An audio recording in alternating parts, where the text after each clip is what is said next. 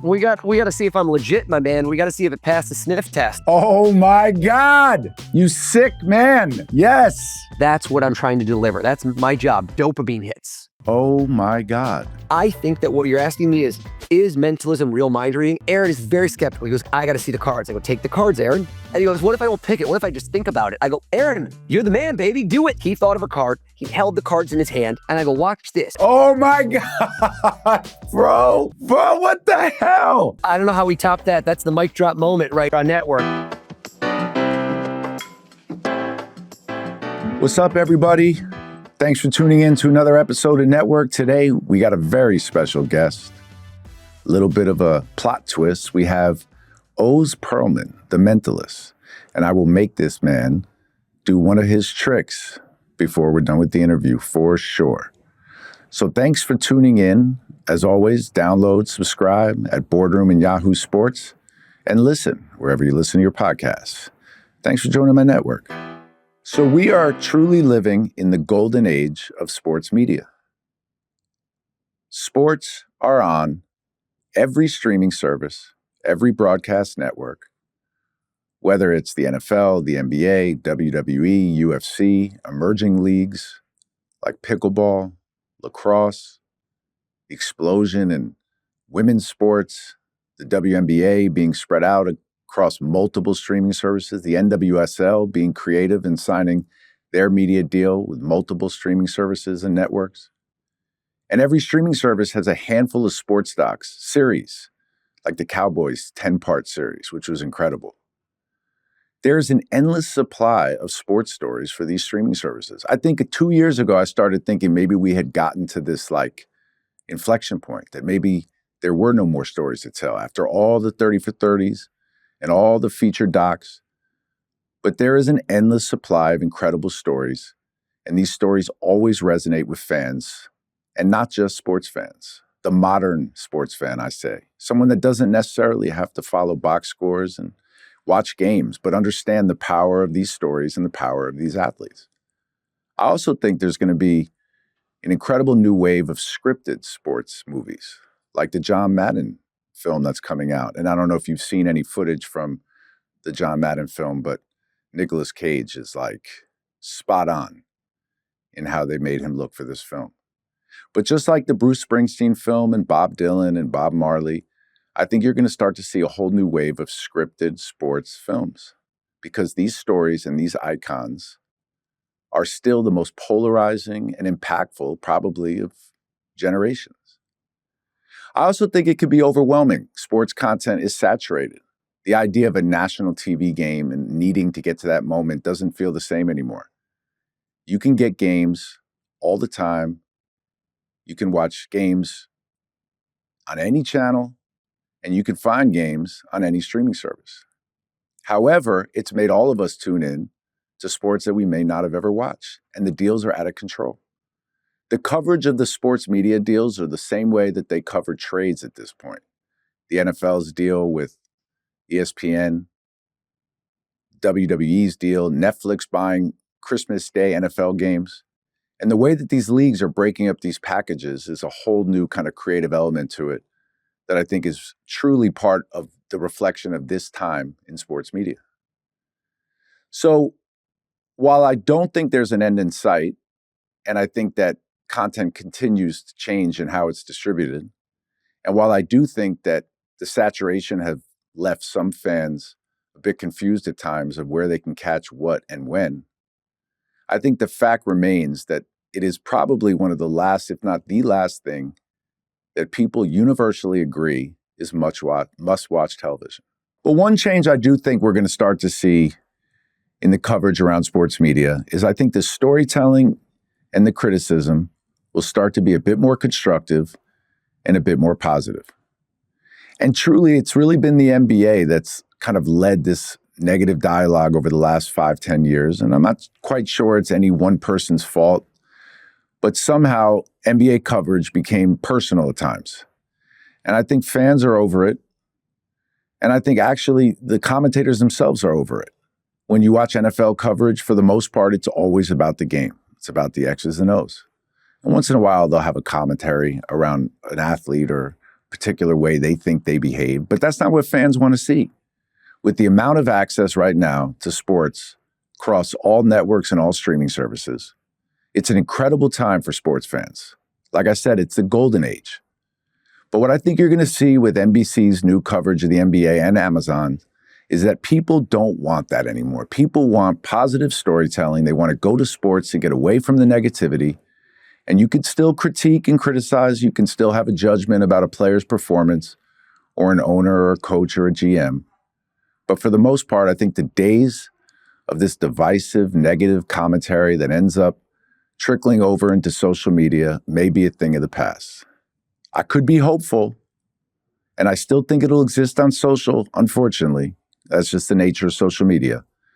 But I think as all these streamers and all these networks make these major investments into getting sports rights and partnering with leagues, that we're going to start to see a more constructive, a more educated, more informed coverage of the sports we love. Well, that's just a few of my thoughts on the state of sports media. And now let's get to our guest. This is going to be something special. A little bit of a detour from my usual conversations with athletes and business minds. Today, we are going to talk to a mentalist, and not just a mentalist, but one of the famous, most renowned mentalists in the entire world. So please welcome to the show, the one and only Oz Pearlman. Welcome to the show, Oz Pearlman. How are you, sir? Rich, I'm doing great. I made it, man. I'm on network for Boardroom. I'm psyched. I am psyched. This is a long time coming. I've been watching and waiting. No, this is a treat, man. I'm excited.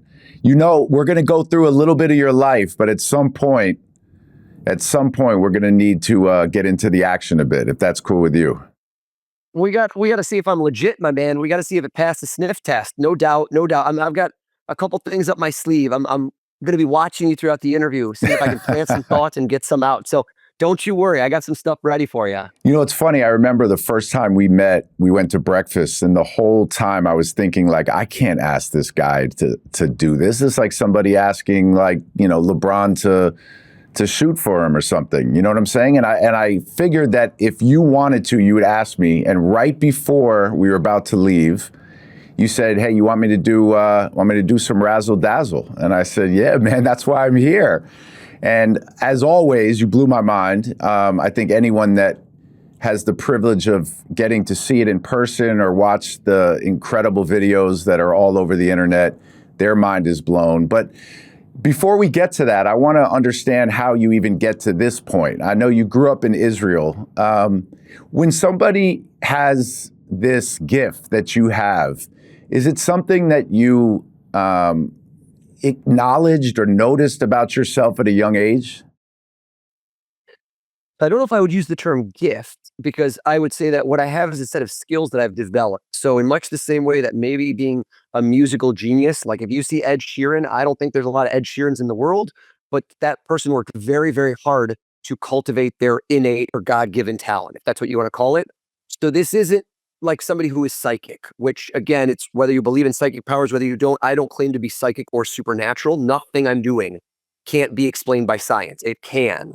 In fact, I am. Shout out, I'll plug it, but my book's coming out this month. I'll tell you about it later. But I'm literally teaching you the skills so that of a mentalist, but not for entertainment, but more for how to apply them to your life, which is how to read people more effectively. I'll go through that whole list. But I noticed at an early age that I loved seeing big reactions out of people. It brought me huge joy. It really helped define who I was as a person. And in my teenage years, I started doing magic tricks, which I bet you everybody watching this probably did a magic trick once or twice. They got a magic set from their folks or an aunt or uncle. They did a trick and then it went and got dust in a drawer. For me, I was full tilt, man, obsessive, 120%. And I kept getting into it more and more. And this was my thing in my teenage years, was magic. But even people that let's call it a skill that you harness, even people that are able to harness a skill and get to the level that you're at, do have some God-given gift and understand that they're able to do something, which is what motivates them to chase it in some ways. And I would say that like what it has evolved into is far greater than magic. So what did you notice, if anything, when you started to want to chase people's reactions or chase the idea that you loved magic, but there was something that you were able to do that maybe others around you couldn't do? I loved the puzzle, the challenge. I went to school for engineering, and what I really do for a living is engineer people's minds and reverse engineer people's minds. How people think is my job. It's knowing how people will behave, react, how I can misdirect and influence them. And at the end of the day, create these incredibly memorable moments and experiences that to the smartest people in the world literally will say there's just no way that's possible, but yet we know it is. And that's what's so fun about it. And I think as a teenager, I wasn't that good. Anybody who tells you they were a superstar at the start is a liar, or maybe they were. I needed the 10 years, 20 years, the 10 hours, 10,000 hours, and then some to get better. And when I see some videos of me even a decade ago, I cringe. I'm like, oh God. So I think I have not made it yet in any range. It's a lesson learned forever. I hope to be a permanent student and never say that I'm the guy. I'm always learning from others around me. But to me, I started inventing a lot of my own things that I do. And I think that's what really set me apart, is starting to understand that I'm not a cover band where I sing other people's songs, or in my case, do other people's tricks. I started to create my own tricks, and I started to custom tailor my material that wasn't about me. That's like the biggest lesson in life is it's not about you. Make it about them. And the more you make it about them, be it your audience, your clients, your friends, your families, the people you want to win over and influence, the more success you will find across the board. And I think you're a shining example of this, which is the ability to network, the ability to build rapport, the ability to foster relationships with ultra successful people where you give instead of take, take, take. And the moment that you're going to ask for something, you know what? You don't even have to ask because they're already ready to volunteer to you. And if you can cultivate those types of relationships, that's what's elevated me in my game as a performer and as a person. And again, I think that's one of the secrets to success. I completely agree with you, and I appreciate you saying that. I think that's probably my skill that I harnessed and noticed about myself at a young age. When you say that you look at videos of yourself or performances from 10, 20 years ago and you cringe, what is it that you're cringing at? Are you cringing at the actual substance of it or the delivery and the theatrics around it, or is it all of it in some ways? Sometimes it's all the above. It's kind of like the looking at yourself in the mirror and finding all the things that you find wrong that other people don't notice. For me, a lot of the time, it was the choice of material, which is that in the past, I didn't have the same mindset that I do now. And I think all of our mindsets have evolved because we're all in the same business now. The attention economy, eyeballs, watching you. And that's across the board. Don't think of that as just if you're a content creator. That's if you're a teacher teaching third grade. These kids have a lot of competing interests. Why do they pay attention to you right now? Why do they learn the material you're giving them? If I'm a parent and I have 5 children, how do I get them to do what I want, right? How do you influence others? Because that's the name of the game. Nobody lives in a vacuum by themselves. Nobody. Everyone has a boss. Everyone has people they report to. It might be your spouse, might be your real boss. But how you interact with others is the secret to success in life. And I find that early in the days, I did tricks because I knew how to do them. And I didn't do tricks thinking, why does anyone care? Like right now, why don't you just swipe away from this video? What am I giving you, the viewer, that you're going to take away in your life that's going to be useful to you? And until I do that, I'm not delivering value.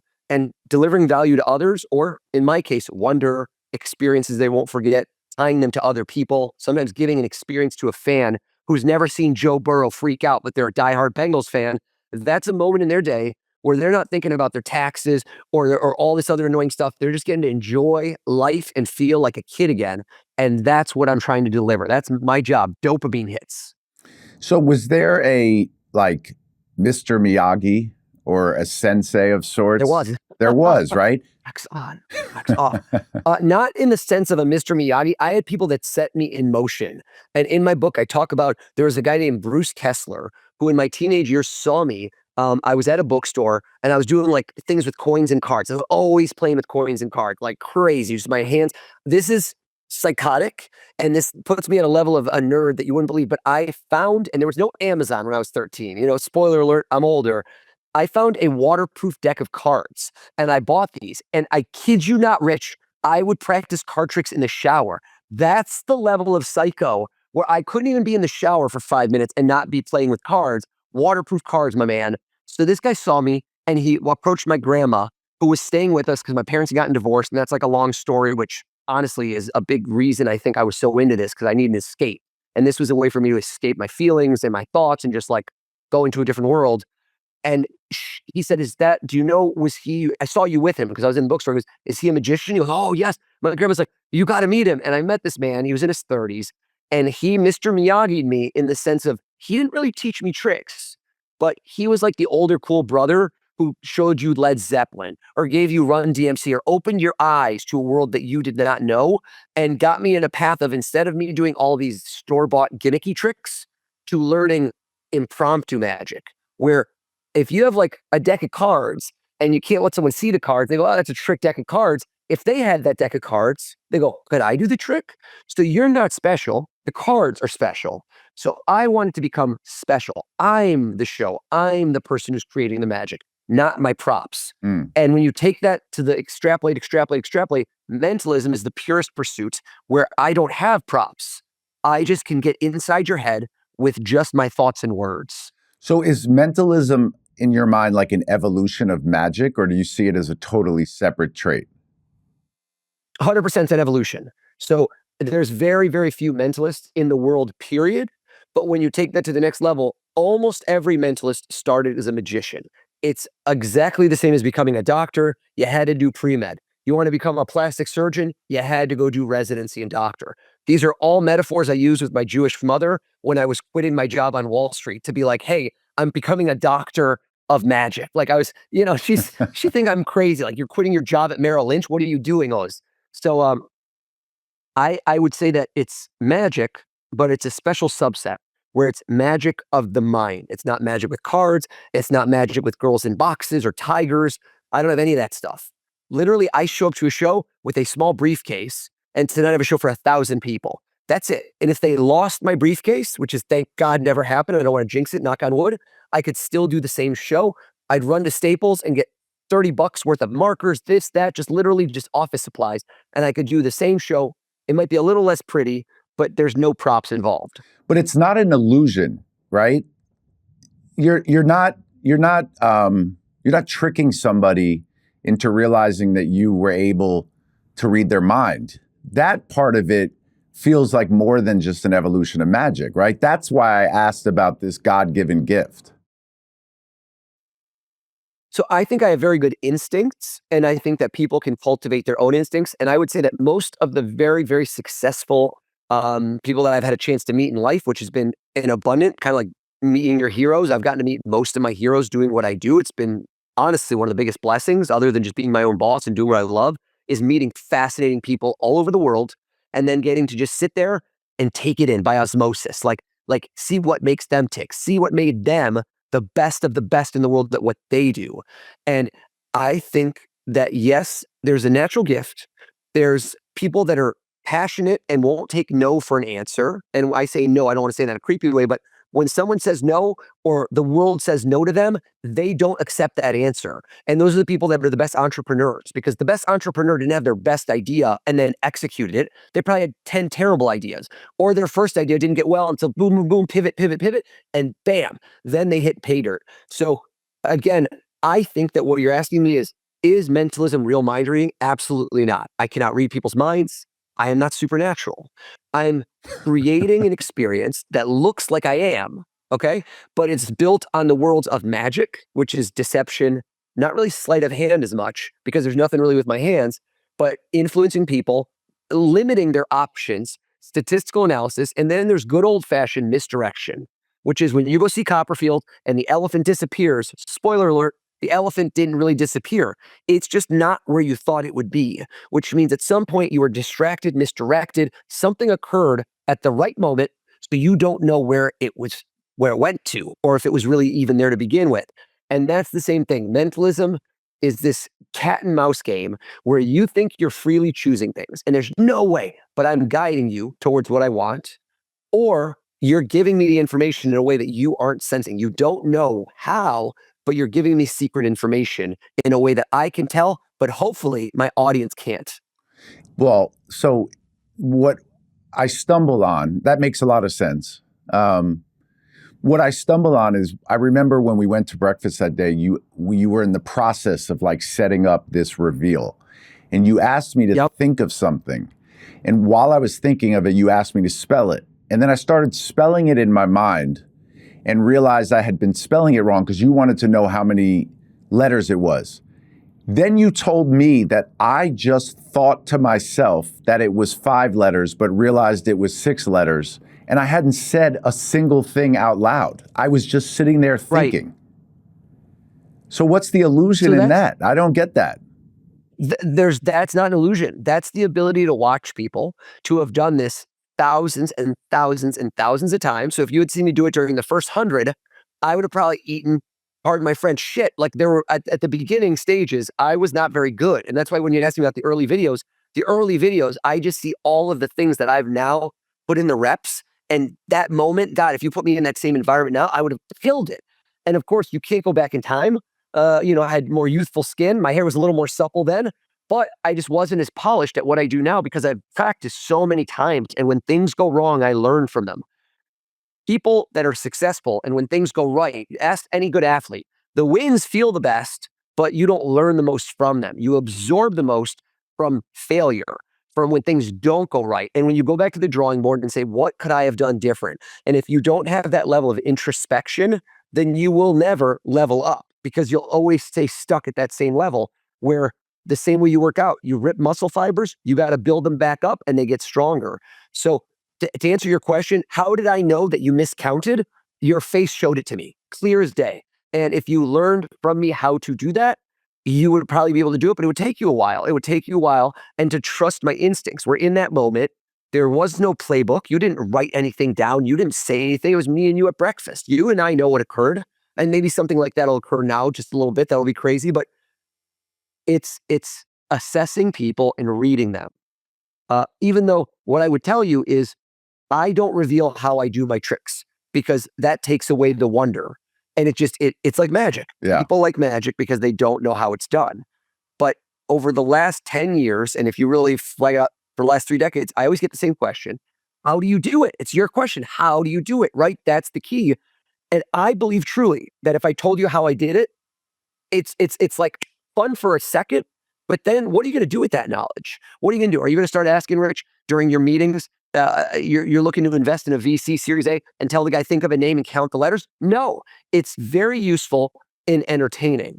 But I started to ask myself, well, what do I have to offer people? Not just my audiences, but people at large, and realizing that what are the real skills I employ outside of the tricks, and realizing those are the real magic. That's the stuff you can use in your life and start to think like a mentalist and use some of these abilities, walking into a room and becoming the most memorable person there, where when you leave, everybody knows who that person is. You leave a party and you say to your spouse, you go, oh my God, did you meet them? They were so great. What made them great? What made them great and them memorable instead of everyone else? And that's something that you can cultivate and learn. How to build rapport, how to have confidence, right? I didn't have confidence 10 years ago, go in front of millions of people on TV. I was nervous as hell. I figure out how to do that and how you can fast track that. So you don't have to wait 10 years, but you can get that quickly, like just a shot in the arm of how can you fast track that? There's all these different skills. Again, it's 12 chapters in the book, but that allow you to use what I do in your life. Wow. So can you tell I'm fired up? Can you tell I'm fired up? I know you got my mind spinning, but you probably know that already.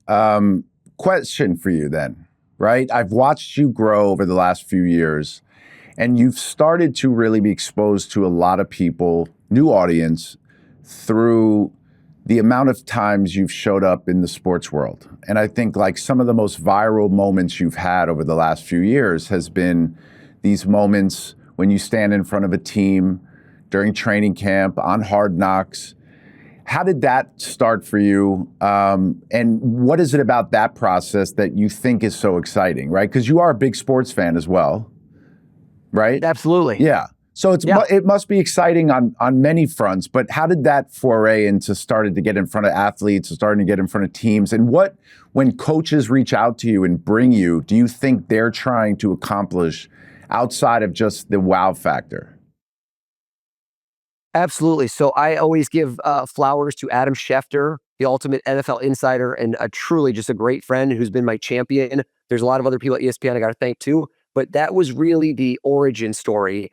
And again, not to do self-promotion, but in the book, I literally for a chapter just explained the origin of where it started at a bar mitzvah and a Christmas party in 2005. And fast forward 15 years later, meeting somebody once, staying in touch, and exactly what I said that you do excellent, which is that relationship where you give, give, give, give. You make it about the other person. You don't make it about yourself. And when the day comes, and the day may never come, it's gratuitous, that you need something, you want something, that person is just ready to deliver because you've over-delivered for them.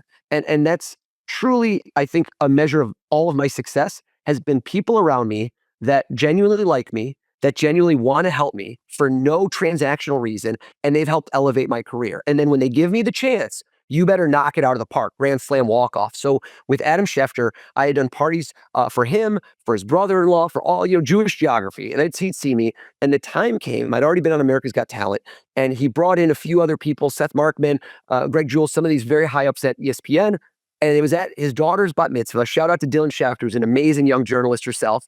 And I was ready, man. I was ready in that moment to deliver not just my normal act, but to put in the back of their head, plant that thought, right? Channel your inner mentalist.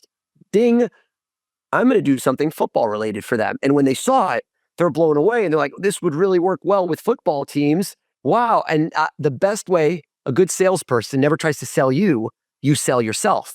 So I put that thought in their head. And so when they said it to me, I go, that's an excellent idea. I put that thought in your head, my friend. But when you came back to me, I want you to think you had the thought so you feel great about yourself. And then I said, let's do it. Let's take a chance. And I think we're going to give the fans something they haven't seen, which is getting to experience the players and seeing them. Not a lot of these guys are very media trained, right? Some people are very authentic, like Marshawn Lynch. There's a lot of characters out there who I've met before. He's a great guy, but most of them are media trained. And when you talk and hear them speak, they're giving you a certain part of themselves. Do you know what I'm saying by this? You sometimes aren't getting the real them. I don't say this in a bad way. I'm just saying that's the fact. When they're in front of media so often, they need to give a certain part of themselves. I go into a different part of them that you don't see, which I might rewind them to being 9 years old, like they're a little kid again. And you see them go nuts, freak out, run out of rooms, high-fiving, laughing. You get to see them boisterous. And for a fan watching this, I think that's the reason you connect. Human to human, you see them on the field, they're larger than life, but now you get to see them like they were your buddy hanging out in your living room. For coaches, there's a team building, there's a morale boost. There's something that when you leave that room, they are energized, fired up, and the team unity is huge because they've shared this experience together. And that's for them the added value and why I think they keep calling me back. It's not just because the clips go viral. There's a lot of clips that go viral. It's because of the feeling I leave them with and that real, honest to goodness, like the feeling that they're a team when they walk out. At a training camp, you and I know it. I'm not saying it's a bad thing, but they're not always a team at that point. There's new guys that got traded in, second string quarterbacks looking at the real quarterback gunning for your job. We want you to feel like a team, like one. And that's what I do in the room. So some of those viral clips you mentioned, Cooper Flag, most recently that I watched, Joe Burrow and what you did with the Bengals. Tell me a story or one that always stands out to you of getting in front of a team cross sport that you will always remember, and tell me what you did. So the very important part is people think, and it's the funniest thing in the comments, that this is staged and that it's scripted. And to me, that's like the biggest compliment you could give me, because if you had any analysis, these athletes, some of them are making hundreds of millions of dollars. So please walk me through what I can hold over them leverage-wise. What am I going to give Joe Burrow $2,000? He just signed a contract for $275 million. So when you get there, you have no access. That's the most important part. They have you. Here's 32 minutes, and you're out the door. These players are on regimented schedules. It is like layers and layers of difficulty getting to them. So when I walk in the room, you never know what's going to happen. They also don't just do what I say because I say it. You have to win them over. So a great one is Hard Knocks. Aaron Rodgers just came to the Jets. That was a rough season, by the way, but we go there. And Aaron Rodgers, God bless him, I'm a huge fan, and I have since met him. I don't want to say he's shy, but he was a little bit on guard. And so they asked him to please sit in the front rows. And a lot of the time we can do that with quarterbacks. They will sit in the front row because we get better footage of them. We can see them. He didn't. He sat 9 rows back. So he's all the way in the back, in the middle. So he's not even near an aisle. So it's very hard from a production standpoint to get all of our cameras up there and to capture. Also, he didn't want to be in the show. He didn't want to be in the show. So my job during those 40 minutes being with the Jets was to slowly but surely chip away. Think of it as like chipping away at his ironclad resolve that I'm not going to get him. And the way to do that is you have to find what motivates somebody. And he's a leader. He's a born leader. You're the quarterback. So if he needs to rally his troops, then his troops need to support him. So slowly but surely, I got everyone on the team to get Aaron fired up. But come on, should we get Aaron, guys? Should we get Aaron? And when you get enough people pumped up and saying he's not going to nuts, he's going to say no. So finally, I get back there. And it's the trick I did that went really viral where I gave Aaron a deck of cards. And Aaron is very skeptical. He goes, I got to see the cards. I go, take the cards, Aaron. You know, this is your house, not my house. Shuffle them. He goes, all right. Pick one. I want to pick it in my hand. I go, all right, man, do your thing. You do you. And he goes, what if I don't pick it? What if I just think about it? I go, Aaron, you're the man, baby. Do it. So everything he wanted to do to make my life harder, I just said yes. So that's why when it finally happened, he thought of a card. He held the cards in his hand. If you haven't seen it, spoiler alert. But I say to the guy next to him, quick, name any animal. Name something. He goes, a goldfish. And I go, watch this. And I reach into his hand. I take out his card. I go, what card do you think of? And he says it. I turn it around. And then I go, but Aaron, those cards, they're gone. He goes, what do you mean? I feel them. I go, check your hand, Aaron. And when he opened his hand, he had an aquarium, like an aquarium that looked like a deck of cards with a goldfish swimming around his hand and just lost his mind. And that's why the clip went viral. I think it was serendipitous, but I'll never forget that moment because if you were in that room and Schefter was in the room with me, and if at the first 5 minutes after the PR person said Aaron's not going to get involved, first 5 minutes he's cold, 5 minutes in, if you were betting an over-under parlay, am I going to get Aaron Rodgers involved and have the most viral clip of the year? You would have been like 99% chance no. And that was a game of me just reverse engineering his mind for the next 30 minutes, feeling how can I get this guy in it? And to me, that was like, that's the real magic. It wasn't even the clip. It was the working him over slowly but surely and then landing it was just, you know, that's the rush, man. That's you walk out of the room and you're just on cloud nine. Please explain to me what an aquarium in your hand with a fish swimming around is. Oh, so you got to watch the video. So it's a deck of cards. It looks just like a deck of cards, but it was a hollowed out piece of plexiglass. So it looks just like, it looked like a deck of cards, but there's no cards. There's just a fish, a real goldfish swimming around in water in his hands. I'll send you the clip right after this. That's insane. Yeah. Speaking of quarterbacks, you have a show that you've been developing with Tom Brady. Yes, sir. So that's true. Tom Brady's executive producer. My new show is called Unlocked with Oz Pearlman. And what we do is obviously the GOAT, the greatest of all time. The theme of the show is that we go to people that are great at what they do. And I do what I do better than anyone, which is get inside their head. It's all about the mental game.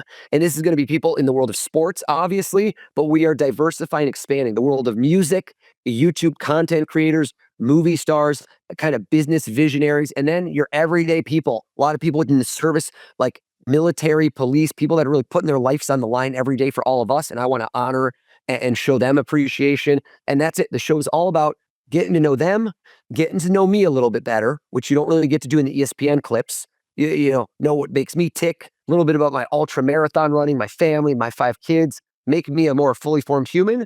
But don't forget, we blow some minds. There's obviously a big chunk of the show is just me freaking people out. Wow. Well, so you have a show, a book, you're on the road all the time, as you said. You know, I know if you use the analogy of a professional athlete, you know, even when you get to the highest level, you're still putting the work in every single day to keep honing your craft. Do you still have to exercise that muscle? Is there still work and time that you have to put in to keep refining this? 1,000%, because I keep pushing the envelope. So if I just rest at status quo, you know, if you're not growing, you're dying. It's like any business has to innovate. And in the age of AI, I mean, I think I'm chasing a technology line truly where I don't know how much time is left in my field before it catches up, where I think AI is going to start being able to read people's minds. And then I got to figure out a new business, baby. So right now I'm making hay while I can, but I constantly am creating new effects that, again, capture the public imagination. That's the real term, is doing something that's not only amazing, but is thematically aligned with the viewer. So again, if I go and do something for a band, I want to capture the essence of what makes their music connect with their fans, their lyrics, their music, their stage show. And I want the trick I do to be around that. Because think about it. If you had a superpower, if you had a real superpower and you could read minds, I snap my fingers and you become telepathic, you can read minds on any subjects. So that's why I think I've attained a certain level of success that you haven't really seen in my field. Because with magic, most magicians, it's all about them. Look how cool I am when I do this trick. But it isn't really about the audience. And that just doesn't, there's a ceiling that you hit a certain ceiling when it's about you. People love it. It's entertaining. I'm not disparaging magic because I love magic. But when you make it about them, and it's a story that they tell about what you told me about my son and an experience nobody could have known. Oh my God. Now you have a story that they're going to take with them forever because it's not the six of diamonds. Who cares about the six of diamonds? It's about the people they care about the most, their interests, their hobbies. Everyone is the star of their own movie. Everyone else is a supporting character. So the more you can make them the star of your movie and your performance, the more they will talk about it. Are you allowed in a casino? So I can lie to you, and sometimes I BS people and say that I'm not allowed in casinos, which is funny and believable. But the truth is that casinos are such big businesses that they have people like me on staff that can neutralize any advantage I would have, and that quite frankly, a lot of the skills I have don't generalize to games of chance the way you think they would. So again, if we were to do a trick right now, I'm in the room with you and I say, think of any card in the deck, 1 out of 52, I could look at you and I could narrow down what that card is. So you in your mind go, what the hell, man? Let's go to Vegas right now and sit at a poker table. But you don't realize that I had a procedure to get that answer. I'm not a mind reader. I don't just look at you and know the card. I have a series of things I have to take you through to get it. I'm narrowing down the choices. I'm figuring out what the card is. I don't know it. So in a casino environment, I can't sit with you at poker and say, hey man, look at me, think red, think black, look clubs, diamonds. They'll just be like, dude, what are you talking about? I'm not, no. So you wouldn't be able to do a lot of the things you do because people don't give you those levels of acceptance in a non-environment of entertainment. In an entertainment environment, I'm the star and I'm the director. I tell you what to do. In a poker table, you don't tell you what to do. Everyone does what they want to do. Do you see what I'm saying? Yeah, It's I understand different. what you're saying. Before we get to showtime, which I'm excited as could be about here, please explain what you mean by the casino would have somebody on staff that could neutralize what it is that you do. Oh, sure. Oh, absolutely. So pretty much a casino is like, it's just like a information security. Like if you're IT at a company who's getting attacked, let's say you're Chase, JP Morgan Chase, great client of mine. They're probably getting 1 million attacks a day by foreign, international, internal, like people are trying to attack your bank account. And every time they see a hack, they try to patch the hack, right? It's the same thing with computers. So think of your mind as the most advanced computer in the world. Every time a casino sees a new way someone can cheat, like bringing down the house, where they have teams that come in, count cards at blackjack. Once they get a high positive count, if you ever read that book, it's amazing. They signal. They have some sort of signal on the table. Maybe they rub their shoulder and somebody else comes in. They've been betting low. That person sits down and they start betting 10 grand a hand because they know that statistically they went from being a 46% winner to a 58% winner. And that 12% is enough for them to make millions before they get kicked out, right? So once they learn the techniques, they can now nip it in the bud and they can catch it before they lose money. So casinos know a lot of the tactics mentalists use because I am certain, without a doubt, that their security people have studied mentalism. Do you see what I'm saying? Yeah. So they don't need to be at the level of where I am because you don't really need to be the world's greatest hacker to prevent the world's greatest hacker. You just need to know a lot of their tools so you can try to patch them quickly. And so for a mentalist to win at a casino, could it be done? Yes. If I committed the next 5 years to saying, I want to go to a casino and win a bunch of money, I have no doubt in my mind that I would be able to do that. I have no doubt. There'd be easier ways because I could just pretend to be a psychic and I, rip people off that way. But I don't have that ethical compass. Like I could pretend to be a psychic and rather than guess somebody you just thought of, I could tell you the thing of somebody that passed away and tell you who they are and tell you something nobody would know and then use that to build your trust and say, hey, let's do a session, Rich. It's only 10 grand for the next half hour. I'm going to talk to them. I'm going to bring them here and they're going to tell you all this stuff that they really wanted you to know since they've passed. And that's, again, I'm not saying that's what psychics do. Maybe some of them are real. I can't speak to who is and isn't real. I just know what I could do to mimic what psychics do using real tangible skills that are teachable and learnable, that are not supernatural. All right, bro, let's put this to work, man. How are we going to do this over Zoom? I'm giving one last plug. Yes. Which is anybody, if you like what you're hearing, the book is not going to teach you mentalism or mind reading. It's not. I'm just being flat. I don't want anyone to buy this and be pissed off and say, I didn't learn how you did the Joe Burrow trick. The book is very clear cut. I tagged it with the perfect line, proven habits for success from the world's greatest mentalist. If you are a David Goggins fan, who I am, who I have known for well over a decade, and I asked him, what did you think of the book, man? No pressure. And he said, I have to give you this quote, put it right on the cover. This is, man, learn to master the most powerful weapon, your mind. And I truly believe that's what this book is going to help you do, which is your mind controls your body, your mind controls everything. And the more you can sharpen it and develop the best skills in reading others and unlocking what's holding you back, I think then you can define your success and your goals and you can achieve them. And that's the whole book, mixed with some great stories, some fun stuff about famous people, about my journey, but mostly takeaways, things that you'll read and you'll learn in 10 minutes and still be using 10 years from now. So if you get it, it comes out October 28th. Read your mind. I'm blessed. Mark Cuban, I know you just had him on the show, was kind enough to give me a quote. Jay Shetty, Katie Couric, Adam Grant, just people that shouldn't have given me quotes because they're incredible, but I applaud them. And I wouldn't push the book if I didn't believe in it. It's my life's work. It was a pain in the butt to write. I'm so ADD that I didn't write a single word while sitting, for the record. I wrote the whole thing, dictating it while running. So I can't even sit in front of a computer. I get too distracted. And so I wrote the whole book while running. Amazing. Read your mind. Here's what I want you to do, Read Rich. your mind. All right, we're getting to work. Read your mind. Yep. Let's get to work. Let's do this. Rich, let's do something fun, okay? Let's do something fun, which is, here's the problem for the viewer. If I'm watching this and you've watched it, is that I know you. So a lot of the time when I go to these rooms, I don't know the people. And if you don't know the people, you go, oh, well, but what if you know the person? Then what if they told you something before? Or what if you guided them? So let me ask you a question. Let's just do something that it has to be spontaneous. Yeah. Is, what can we do? Do you remember the name of your second grade teacher? Yes. So are you sure that it was 100%. The second, not the first or the third? This is my second grade teacher. Yep. Have you thought of your second grade teacher before this moment? Did I ask you in advance? No. Never came up. So right now, to you, right, and to most people watching this, if I guess and you're blown away, they're going to be like, oh, he'd do that, right? But there's a small percentage of people that I know what they'll say. They'll go, he must have looked this up, right? Rich has a Wikipedia. You're right. What if he found out where he went to elementary school? What if he dug up a yearbook, right, from God knows when, 1980 something? And there's a lot of other people that know your second grade teacher. Do you know why? They were in second grade with you. And then you have made a name for yourself, a humble brag aside, you're a very successful, well-known person. So they might say, you know who I went to second grade with? Rich Kleiman. So if I guess this, I can do it. It's not as impressive.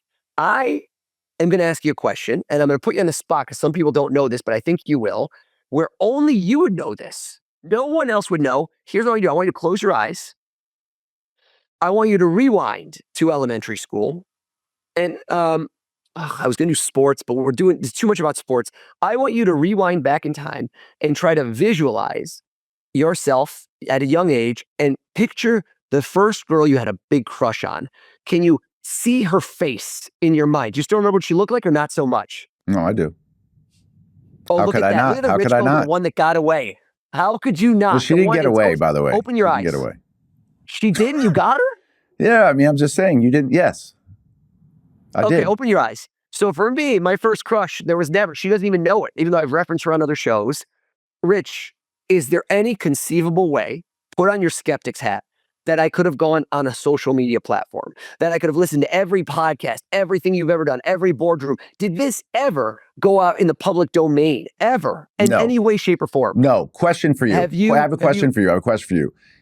It didn't have to be my crush in second grade. This is separate, right? My first crush. No, silly. Just your first big crush. I said second grade because I find that second grade teachers are the least known. Weirdly enough, everyone remembers their first grade, but a lot of people forget their second grade. So I was very impressed with you. No. Do you want to know why? Do you want to know why I remember my second grade teacher? Tell me. I had surgery in second grade. My hip slipped. And I missed 4 months of school or 3 months of school. And then when I went back to school, I was on crutches for the rest of the year. So that year really stood out to me. There it is. So, All right, little side note. You're like, how didn't you know that, Oz? I didn't do enough research. The hip slip, I didn't know. Yes. Think of the first crush. And here's what we're going to do. Because you asked me before about the counting the letters. And now you're wise. You're fast company. So I asked you to think of your first crush. Before today, when was the last time you had even thought of her? Before today, days, months, years, or decades? Well, I had a reunion recently, and though I didn't go, I would say months ago, I might have thought about her for a second. That's fine. Yeah. And before that, would it have been years prior to that? Yeah, without question. Okay. We won't show this to your wife. Totally fine. No, I'm kidding. All right. Think of the name, and I want you not under the table because I can see your hands. I want you just in your head to count how many letters are in her name, just to yourself. Okay. Okay. Now notice, everybody, how Rich nodded almost instantly, said okay afterwards. Now, if the name is very long, your brain doesn't do a very good job of reading and writing. The same reason you forget names a lot of the time, something I discussed in the book, is because when you walk up to someone and introduce yourself, you're thinking what you're going to say. You don't even hear their name. You forgot their name. You can't count the letters while nodding and saying, yeah, it's very tough. So you counted quickly. Rich, you made a cardinal sin. You showed me your hand. You counted too fast. The name is 100% 3, 4, or 5 letters. I could tell you that from knowing experience. 3, 4, 5, 4 letters, isn't it? Yeah. Yeah. See, that's it. You said it's impossible, but I'm narrowing down my choices. And now I want you to think of those 4 letters in a row. And I say to myself, there's no way you did an easy name. I made sure. I said, God, like a hard name. If it was an easy one, you wouldn't have wanted to do it. And I want you to look back and forth at those 4 letters. Yeah. And let your eyes go back from the start to the end. You move back and forth. And then you decide on one of those 4 letters. And only that letter matters to you. Just think of that one letter. Do you have it? Yep. Okay. So this is where I start to fill in the blanks like hangman. Most people, they will avoid the vowels. They will avoid them because they know there's only 5 and they're obvious. But you aren't most people. And so I think, did you actually do a vowel? Yeah. Yeah, and I'm telling you, that's so rare. And so you did it, but you didn't want to. And you opened your mouth. And when people go, that sounds like the letter I can't tell for sure. Yeah. You didn't think of an A, did you? I did. You did think of an A, and the A is the 3rd letter, and it starts with a J. And so I'm asking myself, what is it? It's Gene, isn't it? Oh my God. Yes. You sick man. Yes. Oh my God. Oh my God. We're not even in the same room, everybody. I'm in Dallas, Texas. Bro. Rich is nowhere near me. There is no collusion, no nothing. Rich, how many people know your ATM PIN code? Probably like 1 or 2. 1 or 2, but now you're asking yourself, is it safe? No, 2 people. No, let's do this. A code that nobody knows. Now, how many numbers do we have circling our lives? A lot of people have their social security, last 4 digits. I'm not going to have you do that because you can't change that. So another code that you use that nobody would know, or I don't know, fewer than that. Do you have a pad of paper in front of you? Yeah. Do you have something you could write on? Yeah. You could write off camera, like under your lap. I don't want you to do your ATM PIN code. I want another code that you use. Is it 4 digits or more? 4. Okay. Is there, again, there's just no way anybody could know this code, can they? No. My wife. Write it down. Okay. That's good. You're trusting. All right. Write down it's not your ATM PIN code you're writing, is it? No. Because you're going to have to change it later. Write down whatever code you have in mind on the piece of paper and let me know when it's written and that there's no way a camera could be around you or that I could see anything. All right. I wrote it. Okay. Hold it on to your chest where we know it can't be changed, but it's in full view. So make sure I can't see it, but hold it against you so nobody thinks later you changed what you wrote. All right. Who made up the code? You or someone else? Or it was assigned and you didn't know why? No, it wasn't assigned. It was my wife or I. Okay. I wonder if you did it, you would know why. So some of the times people do codes, they do what I describe as easy codes. Like my kids go on my phone all the time. I just do 22222. It's terrible, but they can go on my apps, forget it. But I can't, they need it. Some people do a code that has a pattern where you don't know the numbers, you know the corners. Like a lot of people do 2684. I know this just from kind of analyzing. I don't think that you did this for a reason. Like a reason means you do your daughter's birthday, and let's say it's like February 6th, 94, you do 2694. I can't tell if there's a reason. Well, I'm only going to ask one question because you seem very loose. Is there a reason? Yeah, there was a reason. And it felt nostalgic. Think of the first number and second number. Think of the third number. Think of the fourth number. Okay, every single one. And now in your mind, just decide on one of the numbers. Just decide on one of those numbers and just focus on that one number. All right. I feel like you have the ethos. You're the ethos of go big or go home. When you do things, you do them big, maybe. The number you thought of, is it the biggest number of all of them? Yeah. Okay, I thought so. I thought it's where you were drawn. So, and then I know that the name of your company, and obviously Kevin, 35, right? That's how you came up with it. So I don't think you would have done 35. I just don't, come on, that'd be so obvious. No, so I think, no. The number you're thinking of is lucky to you. It's a 7, isn't it? The number you thought of is a 7, isn't it, Rich? Yes. And then my gut tells me that you used it more than once. So my first guess was going to be 7777. I don't think so, but it's like something like that. Look down at it. Look at me. Look down at the number. Look at me. Look down at it. You put them together. 1717, isn't it? Show us. Is it 1717? It's your garage code, isn't it? Oh my God, bro. Bro, what the hell? Yes, it's my garage code. What? Oh my God. Oh my God. You sick human being. Oh my God, bro. I can't even talk. I don't know how we top that. That's the mic drop moment right on network. That is indeed the mic drop moment. Oz, you are something special, bro. My mind is blown.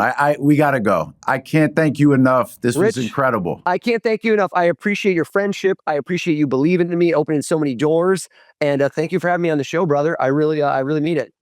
Mind blown. Thank you so much, man. I will talk to you soon. Go get his book. Can't wait to see your show. Oz Pearlman.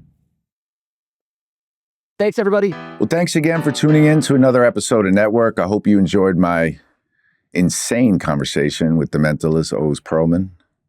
And I hope you enjoyed my little riff on the state of sports media and the golden age, as I coined it. So, as always, you can download and subscribe to my show Network on Yahoo Sports and Boardroom, and you can listen wherever you listen to your podcasts. Thanks for joining my network.